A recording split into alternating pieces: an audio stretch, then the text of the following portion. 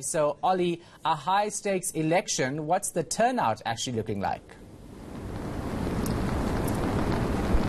Well, that's a key question, Shahan, and it will not escape your notice that I'm speaking to you from a very wet, dark, it's cold as well, London. The rain is pouring down here and in other parts of the country. This is the first December election we've had in the UK for nearly 100 years, and there's a very good reason for that.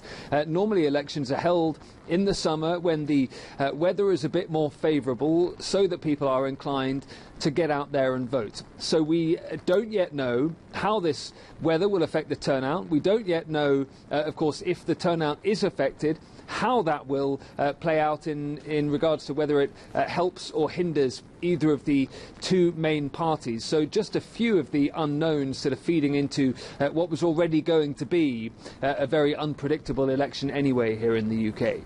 Yeah, so let's talk about both the leading contenders here. We know that Boris Johnson is pushing for a Brexit to actually happen. What's the opposition punting as well?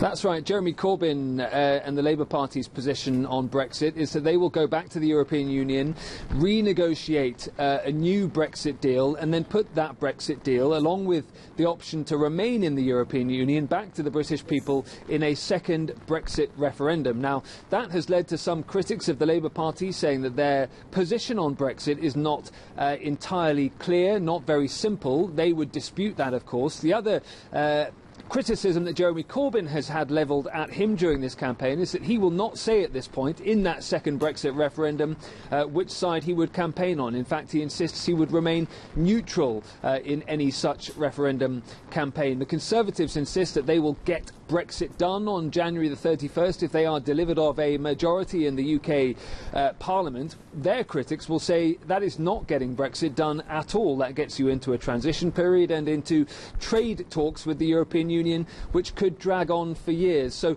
whichever one of these two men ends up in Downing Street come Friday or the weekend, Brexit is going to be a central issue and a central area of debate, and potentially very divisive as well here in the UK for some years to come. And Brexit aside, health and social care provision also something that people are looking at. There are lots of issues that have been looked at during this campaign. Boris Johnson has tried to make it all about Brexit and his ability to, in his words, get Brexit done, but he hasn't been allowed to make the election campaign that simple. Health services have become front and centre in the final days of the campaign due to a couple of real controversies around the health provision that British people are receiving at the moment, but also crime, education and the issue of public services and austerity. We have, of course, had Conservative administrations running the UK since 2010 now, and during that time, that last 9 years, we have had a period of austerity after the global financial crisis, which the opposition Labour Party says must end. There must be huge public spending on all sorts of areas, from infrastructure to the green economy to housing to education.